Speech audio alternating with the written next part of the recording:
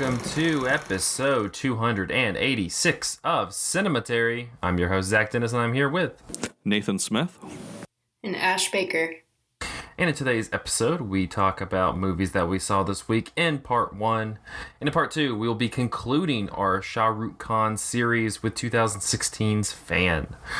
But let's go ahead and jump into movies that we saw this week. Nathan, I'm going to lead it off with you. You saw a new release.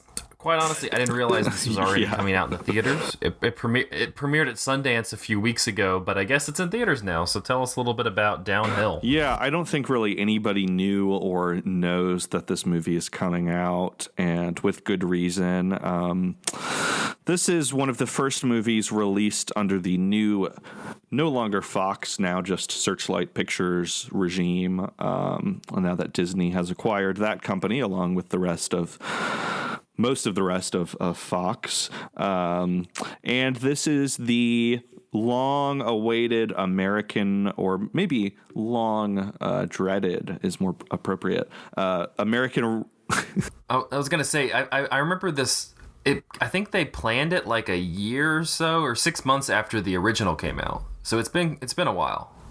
Yeah, it's like... Yeah, exactly. It felt like kind of a joke almost that, this like,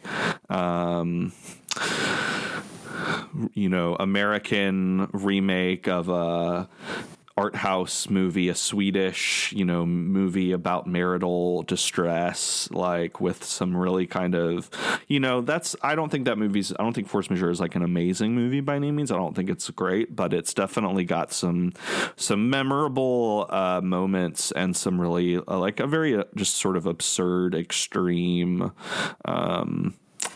sense of humor. It's not like it's a very deadpan sort of movie, and it's a very like serious psychological kind of drama, but it has a kind of ironic sensibility to it. It had a strange, I won't say it wasn't like a giant, it didn't seem like it was a giant hit like in like how some international movies have like come and played, really well in terms of like box office, but it seemed to be one that a lot of people talked about. Like I remember it getting a lot of discussion, but not necessarily the wider public wasn't as hot, like wasn't really into it, but in film circles it had a moment, I guess.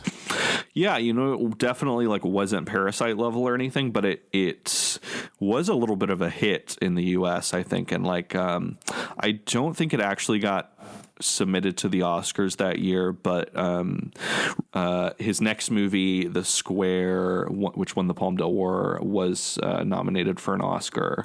Ruben Östlund, the filmmaker, and I think that for a long time America has mined other countries' film industries for source material, but it has been kind of a recent trend that there have been like these kind of art house reboots. Like there's the also long gestating remake of Tony Erdmann, that was supposed to star Jack Nicholson in his kind of like comeback role, but I don't know if it actually is going to star Jack Nicholson or not. No, I think he dropped out, and I don't know if that thing's even happening still. And then, then there's the other one. There was the French movie about the guy in the wheelchair, the Untouchables. Oh, yeah, The Untouchables, which was remade as, I don't even remember the name of that movie, The Upside, with Kevin Hart or something. Yeah, with Kevin Hart and Bryan Cranston. Yeah, exactly. And then there's, of course, now, which I think I saw online, like people making a joke about like the inevitable American remake of Parasite when that was first coming out. But of course, that's also now been, is going to be turned into an HBO miniseries produced by Adam McKay.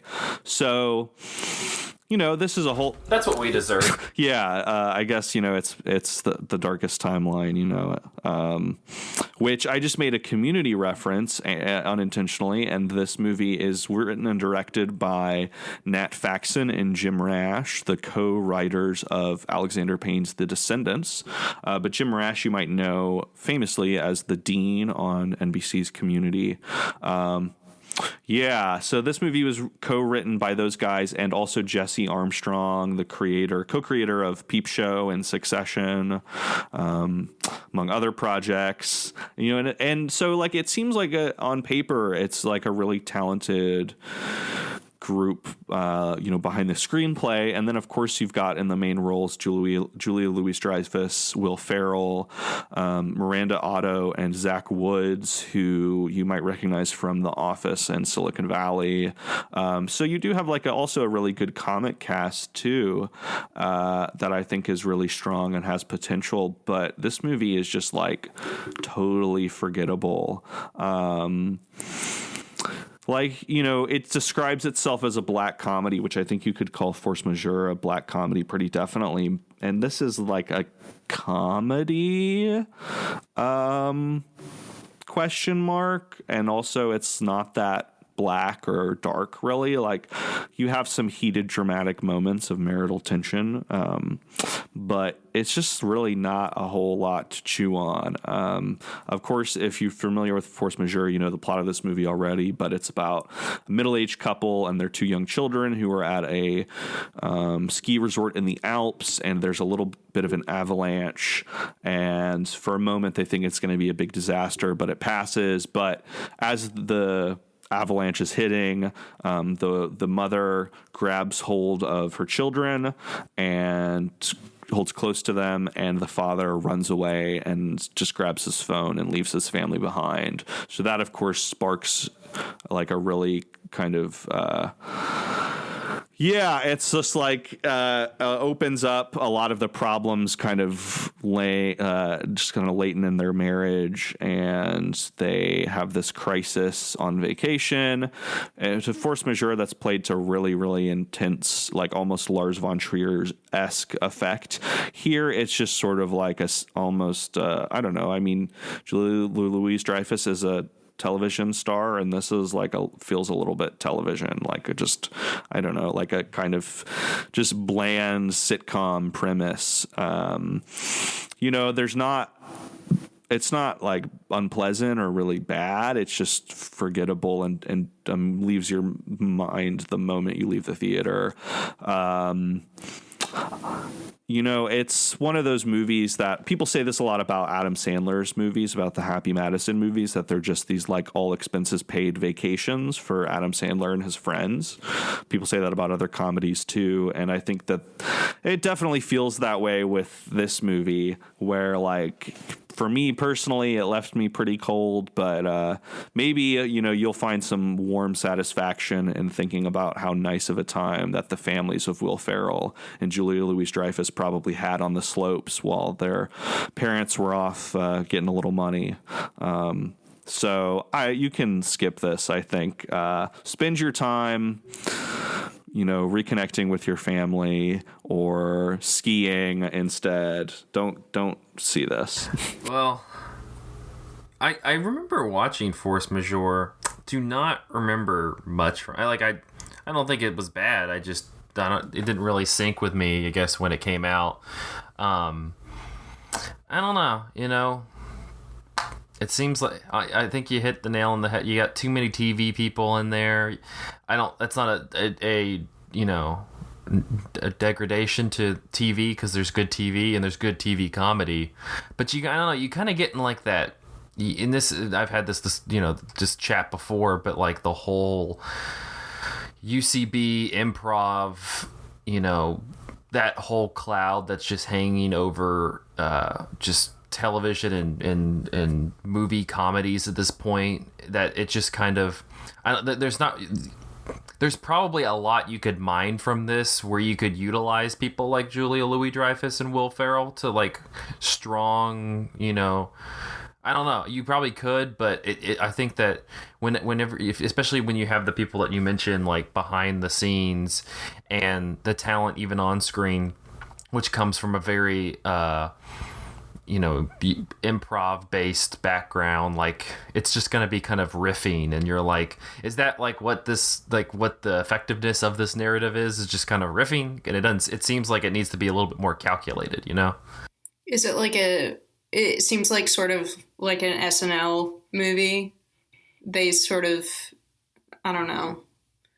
Yeah, but it's like the thing is like you look at everybody involved and you think about like the projects they're most famous for and their best work. And it's like if you had gone in any of those directions, this movie would have been a lot more interesting. Like if you had made it more gross out, like a Will Ferrell movie, more physically comedic, then it might have been a better comedy at the very least, and a better movie. If you had made it like a lot darker and more cynical, like, Julia Louis-Dreyfus's work in Seinfeld and Veep, it might have worked in that way. Same with, thinking about Jesse Armstrong and Peep Show and Succession. And those are really like witty, darkly witty shows. And again, the same if you gone that direction, or if you had just gone like full Descendants, and made it like a very sort of emotional humanist movie. I don't know. That would have been very different from Force Majeure, but it would have been like something more singular than whatever this is. It just feels very cold. It's set in the Alps, and it left me cold. Ooh, there's your lead. But yeah, I don't know. I kind of wanted to like this movie, but you just know what's gonna happen. Like you just know that these people are gonna get in a fight, and then they're gonna resolve that fight somehow. It's just it's just not enough. I don't know. It's just not enough. Well, I guess if you want to watch that, it'll be in theaters soon. But judging from the fact that I saw that it was playing at Sundance, but the fact that it's already being pooped out in the theaters doesn't sound good. So that's how you know that it's a stinker, when they're just like, we can't even hold it until Oscar season. Let's just get it over with. Well, let's talk about a movie that has down in its title, but is much stronger in a product. And you mentioned Jim Rash, and Nate Faxon wrote Alexander Payne's The Descendants. Well, let's talk about Alexander Payne. I just transitioned both of those into this one. So recently I watched... That was good. Honestly, as I mentioned The Descendants, I was like, oh man, that would be an amazing segue into Downsizing. There's our segue. There we go. Yeah, we're going to talk about Downsizing. So I caught this. This came out in 2017. I caught this on Hulu. And this was one... So Alexander Payne, I feel like, kind of had... He had a streak of stuff that I don't think there was ever a movie that people really got down on him with, I mean, he kind of, before this one, he got to ride the high of like a kind of an Oscar run with Nebraska. And so I guess that gave him some leeway to kind of go, hey, let's get a little weird with this one. So I'll talk a little bit about like why I feel like people responded poorly to this one in a second. But Downsizing, it stars Matt Damon, and pretty much it takes place during the present day. But these Norwegian scientists have like developed this technology where people can be shrunken down to 4 inches tall, and the thought process is that people will get shrunken down to this small size. It makes things much more environmentally friendly because you're not taking up as many resources, and it's a way to prolong life on the planet. And so it kind of gives you this real quick kind of rundown of like that, kind of entering the zeitgeist, and then you catch up with Matt Damon's character who lives in Nebraska, or Kansas, somewhere in the Midwest, kind of a very typical Alexander Payne setting. And you meet up with him, and he and his wife, who's played by Kristen Wiig, are kind of floating around in their life, trying to figure out, so that they have good jobs and such, but aren't super happy with where they are in the moment. They're trying to buy a house, but can't afford it. And so they run into this couple with one of the characters played by Jason Sudeikis, who has gone under this procedure because in the time since this whole presentation from these scientists, it's become kind of this whole cottage industry where people will shrink themselves and then literally enter like these massive condo-esque spaces where it's just people living their lives as these 4-inch tall beings. And so after talking with Jason Sudeikis' character, Matt Damon, and Kristen Wiig, decide that they are going to go through the same procedure. And that's, first off, one of the things I loved about this movie was, I mean, it's a pretty long movie. I was kind of like surprised with the length of it, because Alexander Payne just spends so much time like within just the process of like going. I mean, I don't know, I can't remember specifically, but it has to be at least 10 to 15 minutes where you're just watching Matt Damon go through the procedure to like get to the point to become small, which is, I can see why that would drag on some people. I don't know, it kind of interested me of just like the long process of like just that it just kind of having to go through all that in order to get to this one point. You know, I don't think you would have got the same effect if it was like, you know, one scene then cut and then boom, he's there. But pretty much Matt Damon goes through the procedure. It's successful, but he learns once he wakes up that Kristen Wiig decided not to go through with the procedure and is still her normal size and is leaving him. And so he's pretty much stuck in this condo area, this condo resort place where he is now kind of on his own, trying to figure out what's going on, and spends about a year just kind of, you know, festering before he ends up meeting. He also, I think a key thing is that he becomes very poor because he loses like all of his money in the divorce. So he was previously like able to afford this kind of luxurious lifestyle in the small world where your money means more. But now he has to become like a working person again, just in a little world. He's doing like a call center for LL Bean, which was kind of funny. So he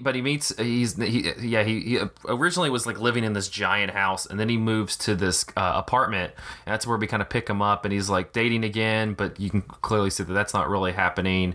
But he meets up with his neighbor, who's played by Christoph Waltz, who's this kind of very free flowing, very cosmopolitan kind of personality. And you get this wonderful sequence where Matt Damon goes up to his party and then is given some drug, and then we get like a nice like 5-minute Matt Damon tripping on something sequence, which I was kind of, it's amazing. You can be pretty hit or miss on people tripping on stuff, you know, in movies, and I felt like this one, that for a director like Alexander Payne, who I feel like people see as very straight edge and like working man, like working class kind of like director, pulls off the whole like drug sequence pretty well. So long story short, after this party, he runs into this character played by Hong Chow, who is a cleaning person for Christoph, or is part of a cleaning collective that comes to Christoph Waltz's apartment.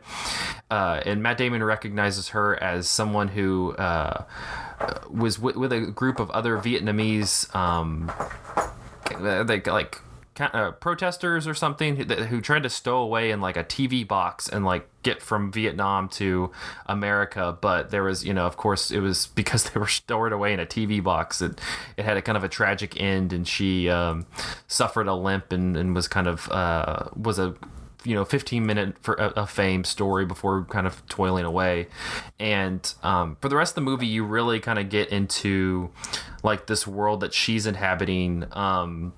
This is kind of one, Nathan, I know as a fan of this, I kind of want to talk about with you. The whole third act of this movie, where pretty much Matt Damon, Hong Chow, and Christoph Waltz's character, and Udo Kier, for whatever reason, it shows up as well. They go to Norway and like meet up with this original colony who has kind of moved on to like the next phase of trying to evade the end of the world. And I'm still not totally settled on where I feel about that. But the really interesting part about this movie, and you mentioned it before with Matt Damon's kind of financial situation as he gets there, is you go from this kind of pretty much condo world that is, there's like billboards, and it's like being sold as like this perfect situation. Before they even get there, Kristen Wiig and Matt Damon like are have a meeting with this kind of realtor woman who's like pretty much like, this is how much money you have, like normal sized, and this is how much like you'll have, like pretty much you'll become like a millionaire by going to this place. And so you have this and I think this is the kind of thing that people miss, that is, it's relatively subtle. I don't think that Alexander Payne, he's engaging with it, but he's not engaging with it like as overtly as I think people would necessarily want to see it in order to kind of feel what he's throwing out there. But it really engages into this like class system where, you know, you've created this device to make people small, to make it more economically friendly for and environmentally viable to like live on the earth, and we still like infected with capitalism in a class system. And so you meet like Hong Chow, who is living in, you know, in pretty much this kind of slums area of the condo place that's like literally like broken off from the bubble that's guarding this giant condo, and just she has this various amount of, you know, lower class to poor people, you know, just living in poverty. Like they're small, but they're still like living in poverty as if they were like on, you know, in regular sized. And it's really fascinating that just kind of this thesis that Payne's working with, where he's making this like this anti-capitalist comment where it's just like, yeah, I mean, we could come up with this thing where on one hand, it's supposed to help the world, but then we end up like we're like, just because of our like of the way that our system is in place, like we're going to be ending up in the same situation that we were before. But I don't know. That's what I was kind of in on. I mean, Nathan, was that something that drew you to this movie when you watched it? Oh, absolutely. I mean, I think it is a movie that is maybe unintentionally like very reflective on science fiction as a genre, because the whole sort of premise of the movie is about like imagining a new, better future, which is all that, you know, science fiction is just imagining a different future. And sometimes, you know, you look at like early science fiction, or even science fiction that's not even that old, but something like Edgar Rice Burroughs, like John Carter of Mars, and you read it now and it's like, this is about a different world, but it's super fucking racist and super inundated with the biases and the bigotry of our own world. So even though Edgar Rice Burroughs was trying to imagine a possibly better, different world, a different future, he still kind of ended up, you know, propagating his own kind of regressive views. And I think that sometimes that's the thing we run up against, not just in science fiction as a genre, but in like political thought in trying to make a better world. You know, we try to create a different society or a different future for ourselves, but we're just, you know, the logic of our own fucked up reality just like is so entrenched in how we see the world that sometimes we end up replicating that even when we don't mean to. So, you know, even if we start everything over and build a new world, there will still be those impulses within us, the, you know, racism, sexism, whatever, that we have to like actively combat and try to get over. So the movie, I think, is kind of reflective on that in a way where like capitalism still ends up seeping into this world that's supposed to get us away from capitalism.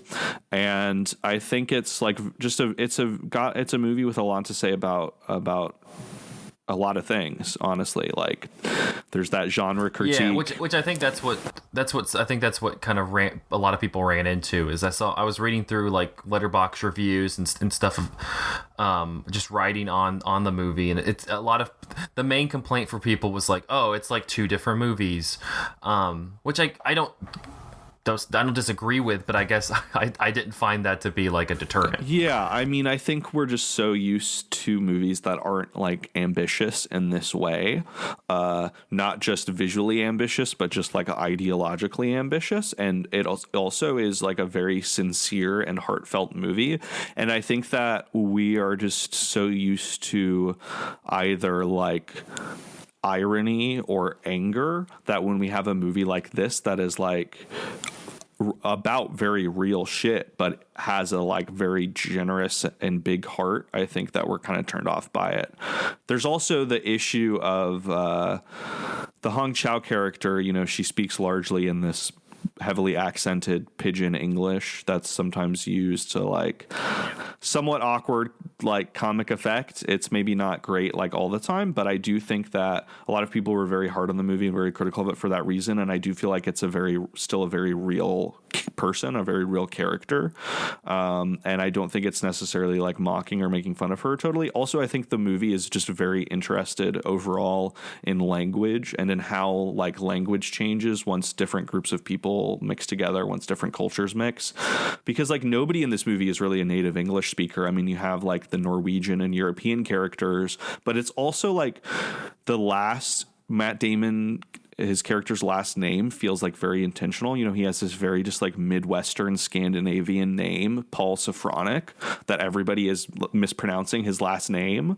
So you just get the real sense that like, not like a cultural melting pot necessarily, but just that like everything has mixed and blended. And you really get this sense that like, you know, we think this is America, we think we speak English, but it comes from all of these different places and cultures and people.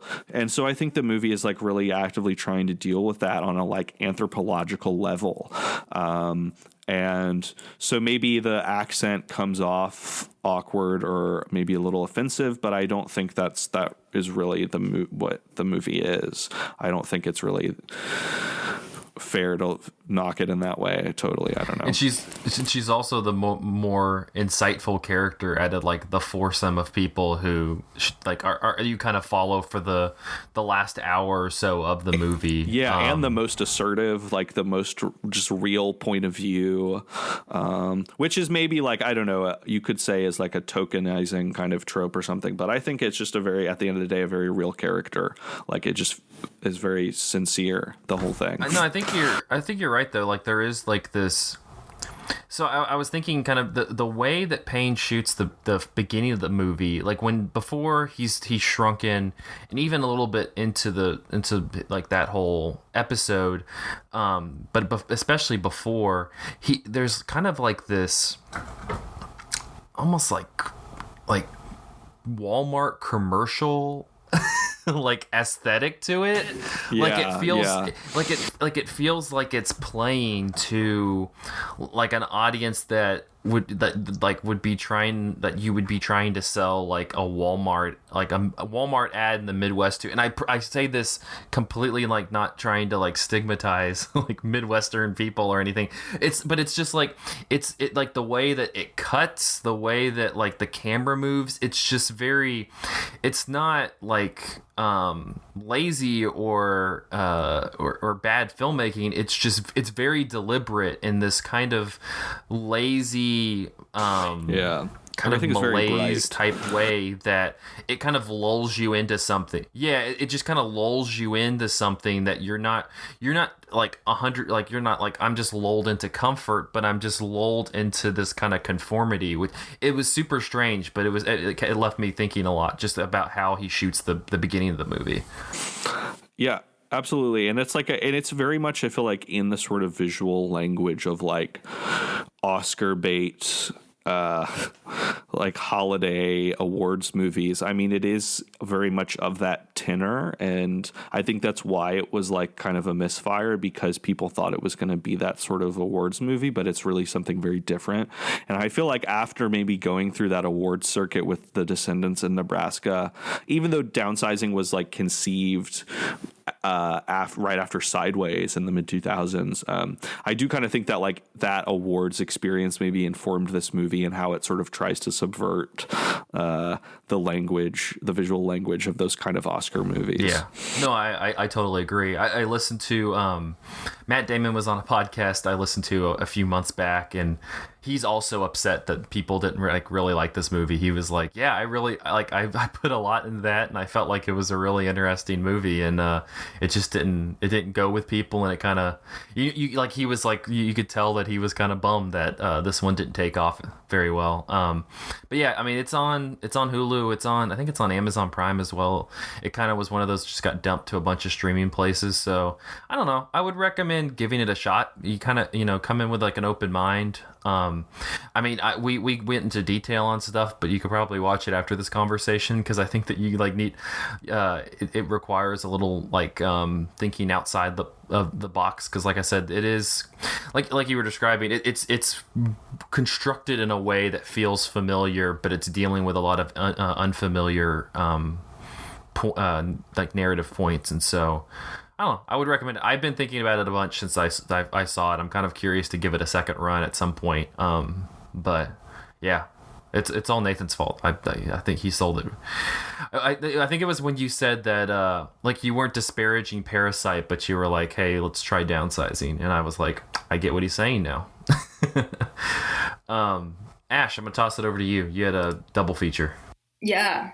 I watched 2 documentaries about the same thing recently, sort of back to back. I watched The Weather Underground, which was made in 2002, and I watched Underground, which was made in 1976 by Haskell Wexler and a couple of others. Haskell Wexler, who made like Medium Cool and others.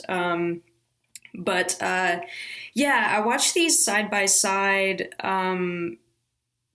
Not really planning to. I watched The Weather Underground first. It was made more recently, obviously, but it was sort of just a general overview, and I guess a little bit of background for those who don't know what The Weather Underground is. The Weather Underground was a group of activists in the 60s and 70s who sort of broke off from the Socialist Democrat or Social Students for Democratic Society, and they did a lot of direct action, violent direct action, specifically for the civil rights movement and Vietnam, the anti-war movement, and they also sort of were concerned with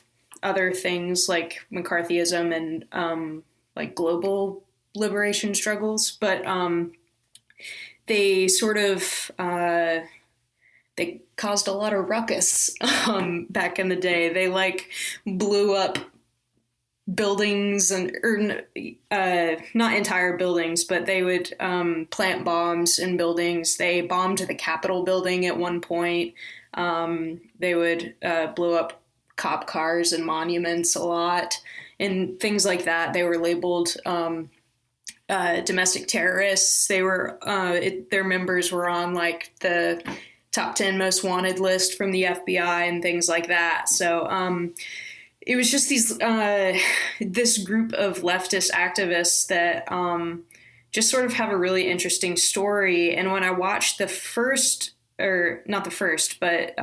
documentary I watched, the more recent one, The Weather Underground, it's just sort of a more generalized documentary that's shorter than the other. It's has archive footage, a lot of like news footage from the time when they were active, and it has recent interviews from some of the members of the organization.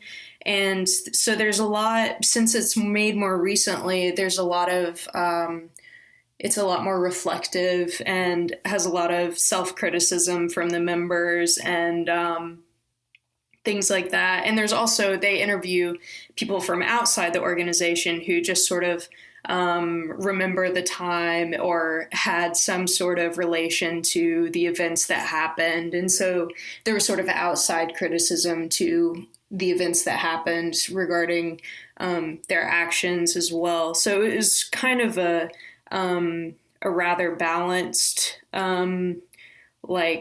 they had multiple takes on the different actions that these people did during that time. And then the documentary Underground is really interesting because it was made during the time that they were active and still underground. And so Haskell Wexler and two others, Mary Lampson and Emile D'Antonio, made this film. They're all leftist filmmakers, and they interviewed the members of the Weather Underground while they were in hiding from the FBI. And it's sort of a really intriguing movie to watch because you actually never see any of the members. You can see them silhouetted in some points, but most of the time you're actually looking at the filmmakers rather than the subjects. You're looking at the interviewers. Haskell Wexler is pointing the camera at himself in the mirror quite often. So you're just looking at Haskell Wexler with his camera in the mirror, but you're hearing the voices of the members of the Weather Underground talking about what they're trying to do and what they're fighting against and what they're fighting for. And this is a longer documentary, and it, actually it's not. That's strange. I guess structurally it felt a bit longer because it's very dense. It's actually 87 minutes long. I thought it was longer, but it's very dense because it's like just constant, pretty much dialogue throughout. And the members of the organization are just sort of talking mission, and they're talking strategy, and they're really detailing their philosophy. And so it's really interesting, and it's a lot of information. And occasionally you get a news clip when, they're talking about a certain action that they did. But it's just sort of an interesting watch because these are just sort of like, to me, it sort of felt like a little known or little talked about history, just thinking about like leftist activism and just activism in general. It's just sort of interesting to see like a group of people that like really like made a stir. And this is the thing that really is interesting to me, is how recent this history is. It's like, all of these people or most of them are still alive, and they're, college professors, or they're, just people with, families and children and other jobs. They're lawyers, they're teachers, they're just living their lives. But, a few decades ago, they were, political fugitives or political prisoners. And so it's really wild that, so recently there was this sort of action happening in the US. But it was really interesting to watch them side by side. And for anyone interested, I would definitely... I was glad that I watched The Weather Underground first, because it was sort of a more generalized overview of the organization, and sort of gave a more holistic view at the context that they were working under. And then Underground is very sort of tunnel vision into their ideology, and gives a lot of information about like they wrote a manifesto and published it. And things like that. So, but I found them both for free online in various places. So, very interesting stuff. And Nathan, you said you had seen Underground, right? Yeah, I have. It's a really no, I totally agree with what you said about it. It's like very formally intriguing just with like being shot into the mirror like it is. And it's really interesting hearing the sort of ideas come from the mouths of the members of the underground, you know, and not be filtered by really much else beyond the camera lens. Because I mean, so often, you know, with this kind of thing, with depictions of radical activists and dissidents, especially in our country, you know, usually you're going to get the bad perspective. And, you know, there are definitely things worth critiquing about the Weather Underground and their approach, but it's I don't know. I think it's great to like hear it straight from the source. And there's a really interesting sequence towards the end where it's just like a montage of just like global liberation movements. And so I think it just like, it's really like, I don't know, the feeling of solidarity that's in that movie is really powerful, I think. And how it reaches out like that in a very internationalist kind of way, I think is really worthwhile. I haven't seen a lot else by Emile de Antonio, but I know that he is a really like well-regarded political documentarian, and I'm interested. I've been meaning to watch more of his stuff. Yeah, and I just read up on him briefly. I know that he's a Marxist, and he wanted to. He and Haskell Wexler wanted to make the documentary about them after reading their manifesto, Prairie Fire, that they published. But yeah, it was, I would say, like, that feeling of like call to action and solidarity is certainly more present in Underground. Whereas the Weather Underground is definitely like, I would say it's I don't know, it's hard to say, which is the better documentary, but the Weather Underground is certainly very powerful in the way that it's filmed, and it definitely makes you feel like how high stakes the context of the situation was. And so I really loved that about that documentary, because, you know, being born in the 90s, you like, I really don't like know, you know, you read about these things and you hear about them in history classes, but you can't really feel like the tension of that time. And I felt like that documentary did a really good job of like building the tension of the context. Yeah, I think the only reason that I actually initially knew about the Weather Underground was because in the 2008 election, there was a news cycle where it was like a big deal and they were trying to smear Obama because he lived on the same street as Bill Ayers from the Weather Underground at one time. And that was like when I first heard about them, but I didn't really know a whole lot else beyond like they were a terrorist cell, you know. So it's Underground is definitely like a pretty interesting movie and worth watching. Yeah, I would definitely recommend either or both to anyone interested in just like activist history or just, you know, just general cultural awareness. I don't know. Cool. We're going to take a short break and we will be back talking fan after this. Hey, Cemetery listeners, Andrew here. At the midpoint of this week's episode, I want to direct you to some of the non-podcasty things we have to offer.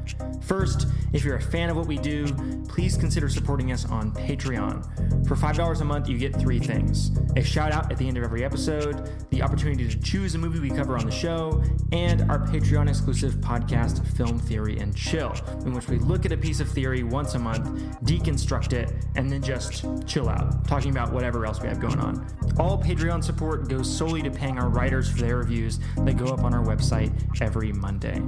Also, at the bottom of cinematary.com, you can sign up for our free newsletter. Every Sunday, we send out an email with the latest podcast episode, Patreon content, and written reviews. This is perfect for those who want to keep tabs on what's happening, but might be too busy to see the posts when they go up.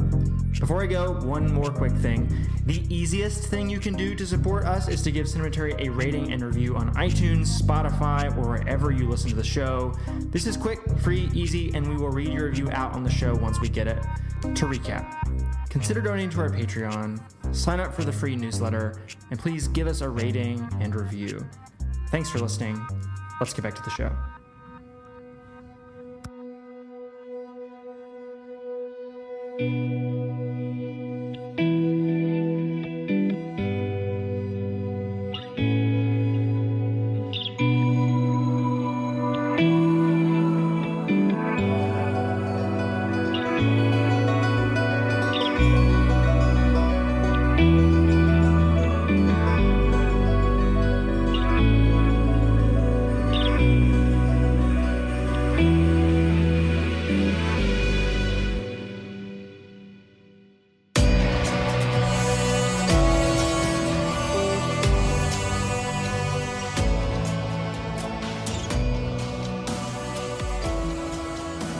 And we are back with part 2 of episode 286 of Cinematary. In this part, we will be concluding, sadly, I've really enjoyed this series, but we're concluding, sadly, our SRK series with 2016's Fan.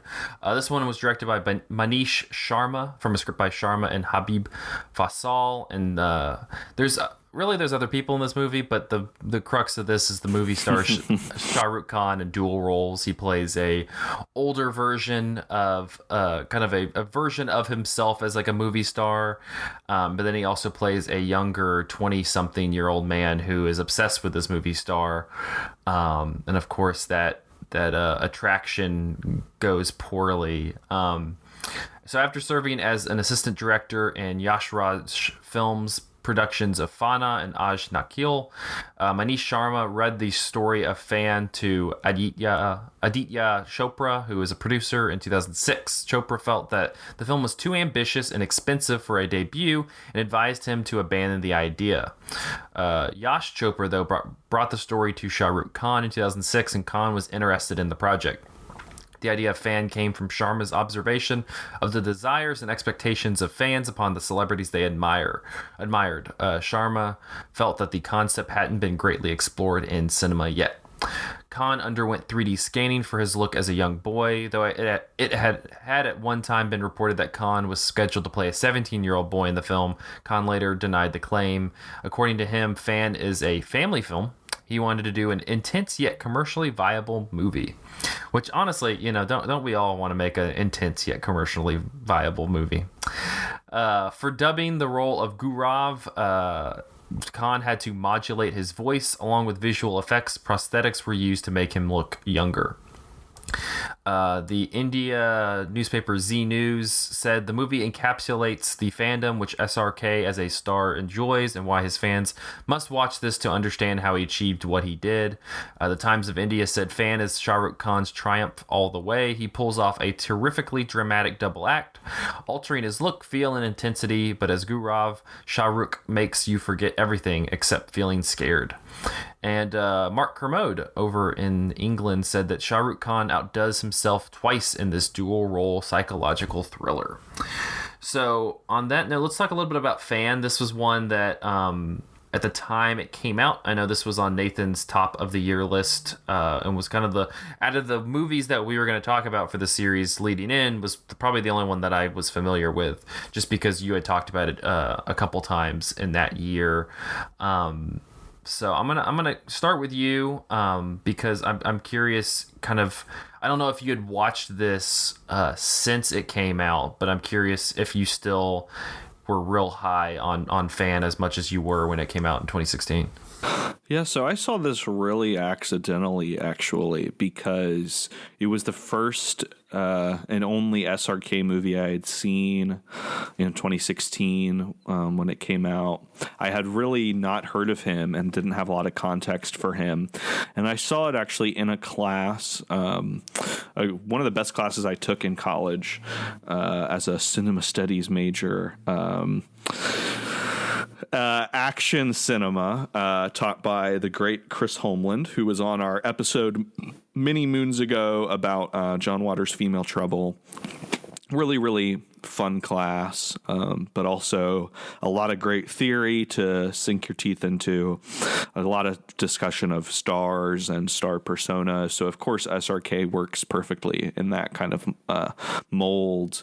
If you want to talk about global action, you know, I mean, we maybe don't think of him as like an action hero necessarily in the same way as somebody like Jackie Chan, but he's definitely an action star because action is such a component of like all of his movies. Even, you know, the romances, it's still a kind of like very physical movie. And so this movie, just like, because I had kind of no context for it, it just totally surprised me and blew me away. I was looking back at what I wrote on Letterboxd when I saw it, and giving it 4.5 out of 5 stars. I described it as the king of comedy with SRK as Rupert Pupkin and Jerry Lewis, or Face Off with SRK as Nicolas Cage and John Travolta, or Last Action Hero with SRK as Arnold and the Kid, which I think that all of those things are kind of true in their own way. But watching it now, I was just like, damn, this is SRK's Gemini Man a little bit. Because he just like, I don't know. I didn't have as much context for it then, so it was impressive, but maybe not quite as impressive as it is now. But now, having seen more SRK movies, it's just like, this is just like even more amazing to me. Just like the two completely different performances that he gives in this movie, which something we've talked about throughout this series is how there is kind of a like, you know, he has a really broad palette as an actor, and he can do a lot of different things and does a lot of different things in the same movie.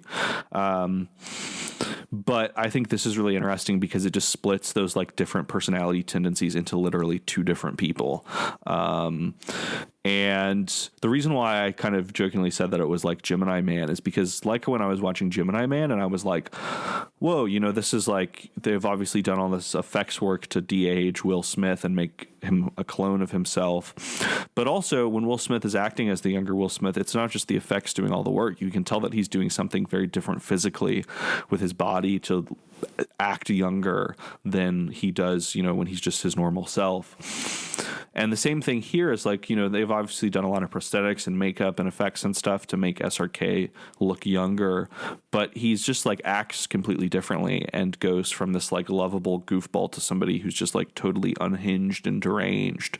And it's really amazing. And I think it's just like a, you know, we'll get more into it, but I think it's just a movie that's like really fun, as an action movie, as a genre movie. It's like very thrilling, but it also, I think, is really rich thematically in terms of talking about celebrities and stars and kind of like on-screen personas. You know, I think it's really engaged with that in a really fulfilling way. Yeah, let's start kind of talking more about its action side, because more than any of the movies that we've talked about, save for, I mean, even Dilsey is not really action. It gets a little more thriller intense near the end, but this one is much more full-fledged action than any of the other SRK movies we've watched. There's explicitly no like musical sequences. There's like dancing within the story of him like performing at these kind of functions, but it's not as integrated into the story as the, you know, the song and dance numbers that we're kind of grown accustomed to. And it does have this kind of like globe-trotting action set piece work that would seem very normal in like a Mission Impossible movie or a James Bond movie. I don't feel like this movie seems like on the same level, if not better than a lot of those. I mean, it's pretty much the same. There's not really that much of like waning quality between those. So yeah, I think as an action movie itself, it's incredibly engaging. Ash, I mean, what did you make of it, of a fan, just kind of like as solely just like an action movie?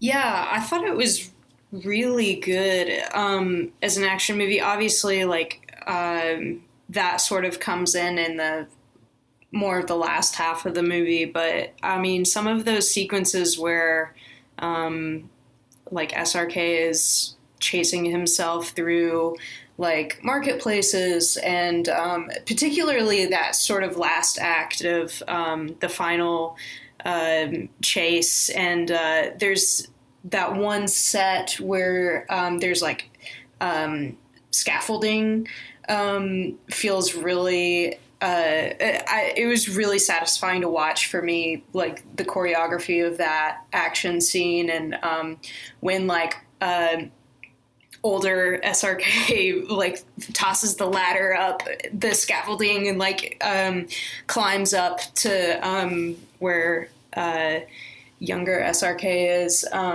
Yeah, those sequences were definitely really engaging, and probably one of the most enjoyable parts of the movie to me. I feel like the tonal shift, like whenever towards the first part of the movie, when the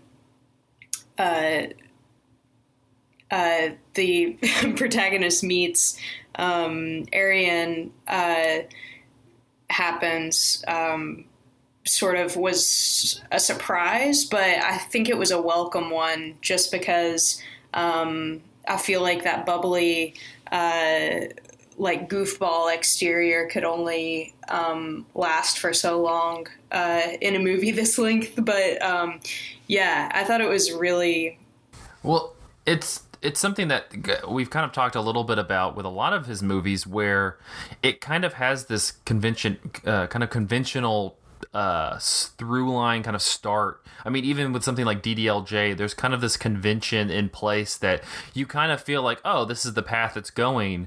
But it seems like with a lot of these movies that we've discussed, it has a conventional path, but they like get to the end of where you would think that that path would go from the the entire course of the movie. It's like they get there in like 30 minutes to an hour.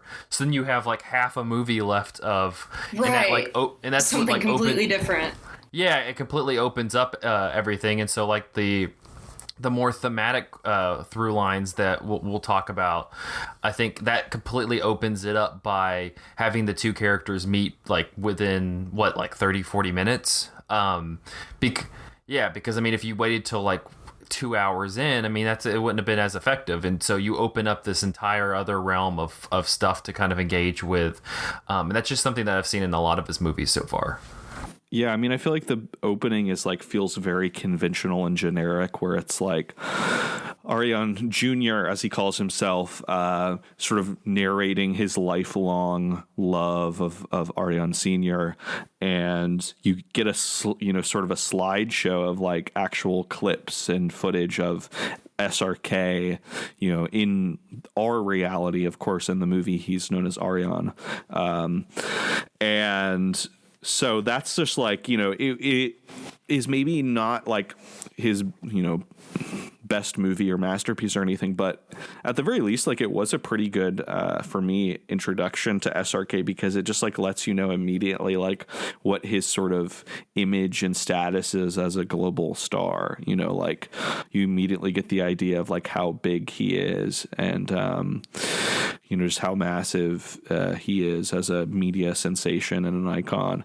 But it also has this sort of like narrative bent to it, where it kind of feels like a character that could have been in like an early SRK movie, where he's just this like scrappy, poor kid trying to make it in the world, trying to achieve his dreams. But now the dream is like to very much emulate and have the life of his star. You know, it's not like romance or anything. It's like just achieving celebrity.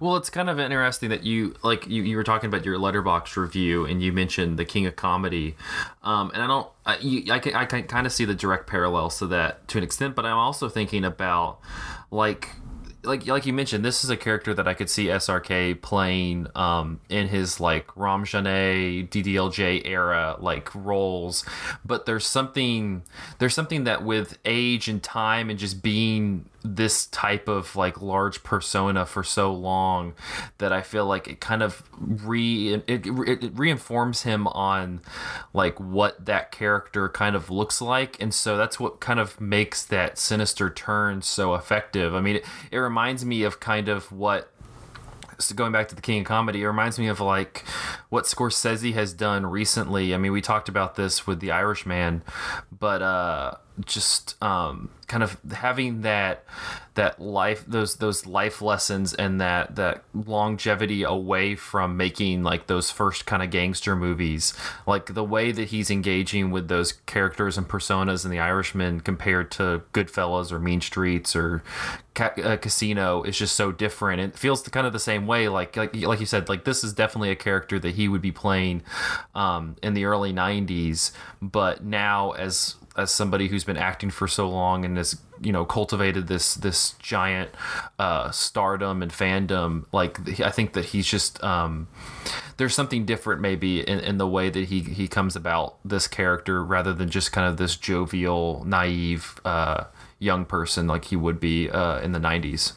Yeah, I mean, part of it I think is that just because he's obviously old playing young now, and it's very uncanny with the help of makeup, but also it does just in the kind of quality of the performance, it feels like something is, you know, maybe a little bit off about this guy from the jump. Like his development is maybe a little bit arrested. He is just sort of stuck in life like an overgrown child who is still obsessed with his idol, you know.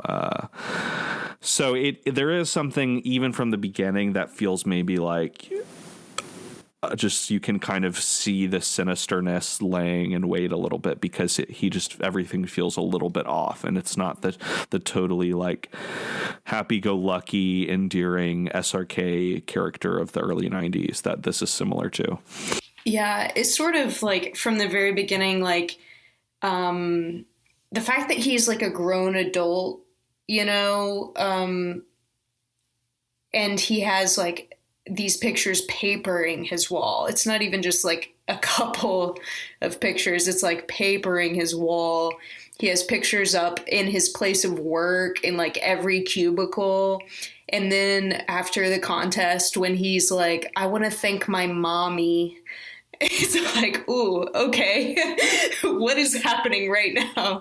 It's like, not my mom and dad, but like, I want to thank my mommy. It's like, I don't know what's going on with this guy. It is sort of like, my mommy made you this food. Yeah. My mommy sent this special thing and I want to show you my trophy. Like, yeah, it's sort of a little strange from the beginning, but it's still, I think, surprising how sinister he becomes in a way, but it's at the same time, it's believable in the way that it's like, because it feels a little off in the beginning, it's like, well, yeah, I guess you could see him becoming sort of like a stalker, psychopath, doing what he does. And that kind of leads to like a lot of what this movie's kind of engaging in, because the one thing I was thinking about, especially in like the kind of final moments and that final exchange between the two characters, is I think that it's definitely something, you know, mentioning that the director was thinking about like the relationship between fans and celebrities and that whole but I also think it's just and it becomes very like hyper realized in the incredibly digital age that we live in, because I think this can really apply to literally anything, not just like celebrities, but it can be like people reacting to like sports teams or people reacting to like Disney, or I think that there's just like I don't know, I felt like SRK was speaking through a lot of that in those final moments where it's just like, yeah, like live you should be living like as yourself and kind of as like a single entity and not like through the lens of like whatever cultural product that you're trying to work through. And I mean, regardless of what you make of the movie, I mean, I was really kind of stricken with just the that kind of philosophy from a what was it a commercial a intense yet commercially viable movie with like the biggest star in the industry. I don't know. I think that's impressive in its own right that it would make that kind of statement. Yeah, I think that it's if this were like an American movie, I mean, obviously, I guess, like a really, I don't know, I think of like Last Action Hero with Arnold, not really, but basically playing Arnold. And you have just him kind of lampooning his image in the movies he's in. And even though that movie I like a lot and I think it's really great, it doesn't necessarily get as like thematically deep into like the star playing himself and like into the sort of star celebrity image. It doesn't really like go very deep with that beyond the surface level. And so I think that what's interesting is we're so used to like in American films, stars playing themselves or playing somebody like themselves or just kind of lampooning their image, but it just always usually feels like a joke. It's not like an idea or like trying to make a point. It's just a bit.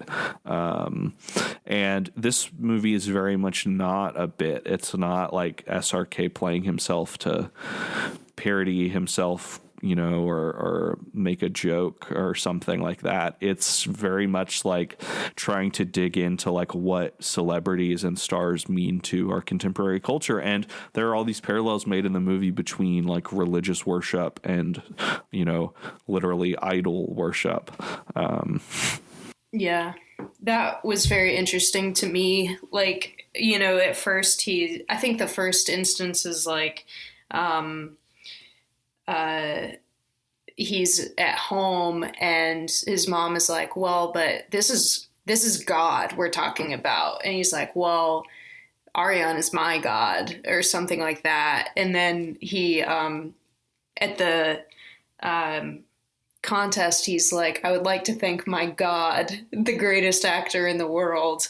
And then, but I also found it intriguing just the way that he talks about Ariane, because he refers to him as a god on multiple occasions, but then at one point he says, he calls him the love of his life, which was very interesting because there was really no, there's not like a romantic interest there. It is sort of like a childish, like, I just wanted to give you a hug sort of a thing. And so that was just sort of, I don't know, it's interesting. And it's something I sort of haven't quite figured out about the movie is like what is this like indescribable obsession that he has that it's like God status and like love status and everything like that wrapped into one. Well, it's interesting because it was something that I recognized first in Om Shanti Om, and then they carried it over a little bit in Fan. But the term hero being used is for like the stars of the movies. They use that a lot in Om Shanti Om, like referring to the actors as like heroes. And the really interesting sequence in this, we alluded to it earlier, is like at the in the 45-minute mark, pretty early in the movie, where the Garuv, the younger, Ariane Jr. Is captured after pulling the whole stunt with where he kidnaps the star who's fighting with Ariane Sr. And he's captured, and then you have that first exchange between the two of them, and the older Ariane like comes off as somewhat, he's very dismissive, but also just kind of like, just let me live my life, kind of thing. And yeah, his response was, it was like you said, Ash, just, I just wanted a hug. I just wanted like 5 minutes of your time. And he responds with like, it's my life. I don't necessarily have to give you 5 minutes of it. Which I think which could be construed as kind of a rude thing to say, but at the same time, it kind of deals with like this push and pull between like celebrity, where it's like, yeah, it's like, I want to, just live my life and be a person, but you have this like such this large public persona that, yeah, you're not beholden to give this guy 5 minutes of your time, but you're also like this public personality. So you compared to anybody else in the world, this is not like a universal issue. This is definitely something that is completely construed just to stars of like SRK status. And I felt like that kind of the kind of ambiguity of that sequence, where I didn't completely brush Arion Sr. off as like being a jerk, because I understood 100% where he was coming from. But at the same time, like, I don't know, like part of me was like, yeah, I mean, you probably could have given them like 5 seconds and just something kind of real quick. But like, I also understood where he was coming from. Like there was just kind of this ambiguity to that whole, that kind of relationship that was established early on. I don't know. Was I solo in that? What did you all make of kind of that whole exchange, and like that, I guess the fan celebrity relationship in general? I feel like it's sort of, I don't know. I feel like it throughout it. I mean, the tables turn, but when, Arion Jr. starts, really trying to like ruin Arion Sr.'s life, and like his image and everything. And so I feel like in that beginning moment when Arion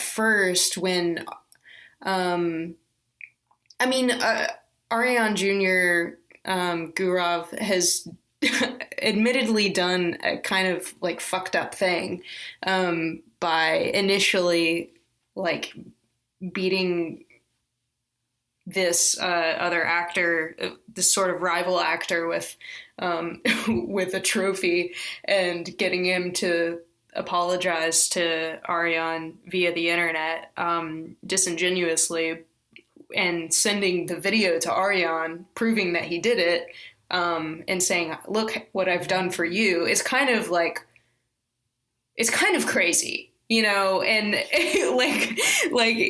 it's, he thinks that he's, doing a good thing, and like, and everything, but it is like admittedly nuts that he's done this and being like, look what all I have done for you.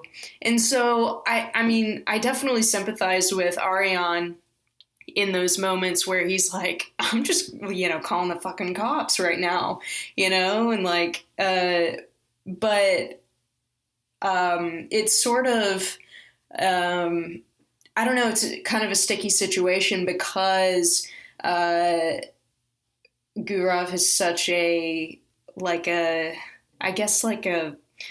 tender soul. I don't know, like, I don't know what we want to like call him at the beginning of this movie, because there is something so childlike about him, and the cops do like beat him senselessly, and it is very like cruel and unfair treatment when, like, he wanted very little, but at the same time, he's just done something massively inappropriate. So, I don't know. It's a really weird situation to be in, but I feel like throughout, ultimately, Arion sort of ends up in the same position where he begins, which is, I want my life, and you should have your own life. Like, you shouldn't be so obsessed with me that you lose sense of who you are. And so I feel like that sort of thought carries through all of the action and the craziness in the middle. But yeah, the tables sort of flip throughout the movie because of the sort of wild and sadistic things that Gurov does. Yeah, I think it's I mean, it's funny how basically the middle third of this movie is Ariane Jr. trying to cancel or get Ariane Sr. canceled. But I think that like something that you mentioned, Ash, is really key maybe to the like how the movie gets you to feel towards the characters, because what it is really that like what Ariane Jr. wants is so small. Like maybe if he got a moment of Ariane's time, it wouldn't be enough and he would want more from him. But as far as we know, throughout the whole movie, he just insists on like, you know, I just wanted like a literal just quick moment of your time. You know, this isn't like somebody who's trying to, at least at the outset, or trying to like take over his life. It's just rooted in that like brief exchange of time. So even though he's doing all these insane fucked up things that you like have no sympathy for, I think you still feel a little bit for him just because it was like so small to begin with what he wanted. But I think for a movie that's like really critical about celebrity culture and star worship, it does do a pretty good job of like keeping its distance in terms of like playing your sympathies. You know, it keeps its distance from Ariane Sr. Like it doesn't, like you were saying, Zach, you know, you like totally understand and sympathize with his perspective, but there is also a little maybe voice inside of you saying like, but you could have just given a minute of your time or 5 seconds of your time or whatever. So it doesn't, you know, it, even though it has a star basically playing himself, it doesn't fawn over him or worship him. It just, you know, is like the star is just a regular guy too, who wants to be left alone and get to spend time with his family. Yeah, and that's what's interesting. I think we talked a little bit about this early on, but just what like stardom means for Bollywood and Indian actors compared to what we're used to with like American movies. And so what somebody like SRK is as a star persona compared to, I mean, look at the people who were there on Sunday night. People like Brad Pitt, who is unequivocally like a movie star persona, or somebody like Tom Cruise, or Reese Witherspoon. Like these people who kind of have this just kind of this star persona to them. And the way there's just, I don't know. One, I don't think any of those people would engage or do a movie like Fan that's engaging like in interrogating stardom to that degree. But I also feel like that SRK like has maybe a different relationship clearly to his fans and people who are following him than American actors maybe do. I mean, you just look at kind of the way he interacts on social media, like through Twitter and such, and it's strange because it's weird that like that element didn't necessarily come into play in this movie, like kind of that social media element. There's a little bit of it with the whole video with the other actor at the beginning, but it's kind of crazy, and I think that if you want to get into like the armchair psychology that a lot of people make, because of like that. It's like open avenue with social media and the internet to like have kind of a direct line to Hollywood stars. I mean, you can like tweet at SRK, who knows if he'll see it, but like it seems to be a much more viable direct line than like anything that you've had in previous technology. And so I don't know, I think what was kind of generating that voice in my head of like, oh, you could have just given him 5 minutes to just end this, was that it was like this face-to-face kind of personal interaction where that seems to be like such a foreign concept when it comes to engaging with celebrities, because a lot of the time now it's through like Instagram or Twitter or something like that, and where you kind of feel like you have this direct connection. And it was like part of the next level that the Ariane Jr. took, was that he wanted like that face-to-face, like physical contact with him, like through a hug, that like made it, that made it almost much more sinister than like if it was just like him, like constantly being like one of those people who's like in the feed of like Donald Trump, just like responding with stuff constantly, that it's like you're just like yelling into the wind. It was like the sinisterness came from like the direct contact. I was just going to say, I was like, he's not like he's a celebrity impersonator. He's not like an SRK Twitter stan. But this movie is literally the plot of the song Stan by Eminem, from which we get the term stan from, like he just won't give him a moment of his time. That's all he wants. And he destroys his life, goes crazy. Because he kept writing those letters like Stan.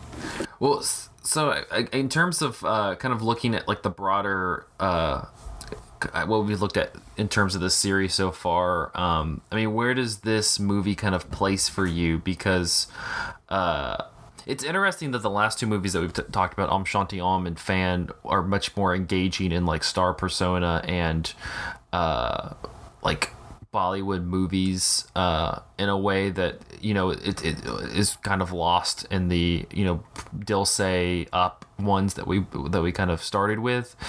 To me, I mean, I really liked Fan a lot. I think I liked it a little bit more than Om Shanti Om, even though it kind of lacked the more traditional elements of the movies that we work through this series. But at the same time, like if I'm, away from the series for a while and I want to go back and revisit some SRK movies, I'm probably going to start with something like DDLJ or Kabhi Na Kabhi Na Ha, just because that seems to be like, at least from the very, very small pond that we've dove into, that those seems to be kind of the sweet spots for his, stardom, at least for me. Yeah, I think, not having seen Om Shanti Om or Dil Se, I think I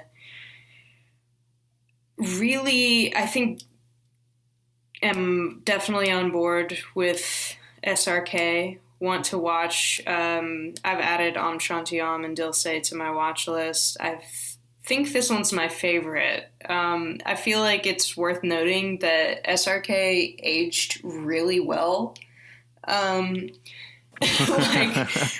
DDLJ, like, he is great in that movie, and it's a great movie, but he just kind of looks like a young goofball, like a college-age goofball, and it's like, okay, very soft face. Yeah, very like baby face SRK, but man, like, he's kind of smoking in this movie. Older SRK, not the uncanny synthetic SRK is a little scary, but not the one that looked like a version of Rami Malek. That's who I kept thinking. No, he really did. Yeah, it was. But yeah, Au Naturel SRK in this movie was really stellar. I'm with them. I thought it was funny how, like, throughout the whole movie, the whole thing is like, oh, they look really similar. At the beginning, when Aryan Jr. is doing his like impersonation performance, he's like dancing in front of the video footage, and he's like, you can't tell which one is which. Like, who's Aryan? I don't know. But then there's like a moment in the video montage where the real SRK like rips his shirt open and just has these chiseled abs, and Aryan Jr. rips his shirt open and it's just a shirt of abs. And so it's like, even though they look really similar, he does not quite have the chiseled physique down. Which that's a big difference between this movie and the earlier ones, for sure. It's like, you are you are real like star now. You have a team taking care of you. Well, that's what Devika was talking about in Om Shanti Om. The moment, like that scene, it's coming from that movie where SRK like rips his shirt off and has like this 6-pack, and that was like a giant deal because I mean, like we've been talking, like the DDLJ, Kabiha, Kabina, like SRK, where he was just kind of this kind of goofball, schlubby guy. Like that's what most people recognized him as, and then that movie came out with like the 6-pack, and it was like it's like holy shit. It's kind of like how Chris Pratt was a lovable goofball on Parks and Recreation, and then we saw Zero Dark 30, and we were like, "Whoa, this guy also works out." Yeah, and then in Guardians of the Galaxy, we were like, "Oh, here's this shirtless scene," and then it was like, why is he like getting so like into ranching and guns?" And oh, he's Republican. Yeah, but no, I don't know. I really like this one. Like I said, I liked it, I think, a little bit more than Om Shanti Om, and I think that I'll be curious to kind of revisit it with knowing the kind of path that it takes, because like we talked about at the beginning, like it's kind of engaging with a lot of this with a lot of these themes of like stardom and celebrity that I think are it's a nice updated version. Going back to Nathan, your Letterboxd review, it's a nice like updated version of a lot of those, where especially like something like The King of Comedy, like it has its relevance today for sure, but there's something about the kind of instant gratification contact with celebrity that you kind of have today with the advent of social media and just so many ways to like be in contact or be quote unquote engaged with what a kind of personality is doing at any time. I mean, I feel like if Ariane Sr. had like an Instagram and was posting Instagram stories, that Ariane Jr. would just be sitting there like rifling through them like constantly throughout the day. Which is like the weird, boring version of celebrity stalking, I guess. It's just like looking to see what they comment on other people's posts and going through their likes. Yeah. I think that if you want to watch a contemporary movie that riffs on King of Comedy, fuck off with Joker and watch Fan instead. I co-sign that wholeheartedly. Yeah.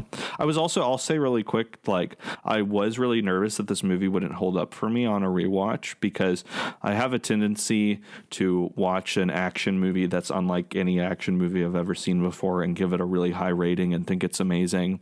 And then I watch it again and I'm just kind of like, oh, that was fine. I've seen more things that were like that since then. Maybe this wasn't so special, but this movie still did feel like very, very good and very compelling to me upon rewatch. All right. Well, I believe that will wrap up this episode of Cinematary. You can find us on Facebook at facebook.com/Cinematary, on Twitter at handle @Cinematary, on Instagram at handle @Cinematary, and on Letterboxd at letterboxd.com/Cinematary, where we post all the movies that we mentioned in this episode. Also, check out our Patreon at patreon.com/Cinematary. We have a new Film Theory and Chill up.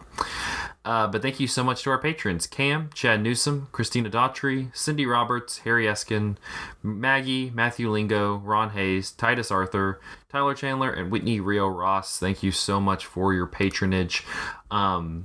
Next week, we are going to be kicking off a pretty ambitious 5-week series that I'm sure will be leading to a hemorrhage of listeners. I don't know. I'm being facetious. I don't know. It might not. But we are doing an Intro to Avant-Garde series. Please stay with the episode for 5 seconds. So we got 5 episodes. We're honestly like, just for people who are immediately rolling their eyes, this series, which Nathan and Andrew curated incredibly well. We'll be putting the document up to share so people can follow along if they would like to. But this is very much a series, and Nathan, please, jump in. This is very much a series that is curated for people who, like, it's made for those people who are rolling their eyes, going, "Really, you're gonna do a 5-week series on avant-garde?" As this is especially with the first episode that we're going to be doing, is kind of one, opening up what avant-garde means and how it's not as, like, it doesn't necessarily have to be as, like, narrowly focused as you would think it is. But two, also just kind of explore this genre's role in film history as we kind of go through, from, I'm looking, we have films as early as like 1921 to more contemporary directors and works that we've mentioned before. But yeah, we'll share this document in the show notes each week so people can follow along, because every one of these are available to watch on YouTube or Vimeo or somewhere. But yeah, it should be it's gonna be an interesting one. I don't know, anything to add, Nathan? No, I'm just super excited for it. I think it should be a really fun crash course. I mean, it was really hard to choose, like, because there are so many short films out there that we could possibly include, and then this series could be on and on and on. I mean, it could just be its own spin-off podcast probably, but I think we culled down a pretty good list of stuff. I think that the episode, the first one, the avant-garde for skeptics, I think we've got a wide spectrum of stuff and some things that might be surprisingly accessible. And then after that, we're like going to get into some history a little bit, and I'm really looking forward to that and to some of the guests that we might be bringing on. Perhaps I think there's some exciting stuff in the works. Yeah, we won't say anything because we don't have confirmation, so I don't want to let people down. But yeah, no, we might have some interesting guests coming on, so check it out. I'll link the spreadsheet with all the picks in the show notes. But yeah, thank you guys for listening, and we will see you next week.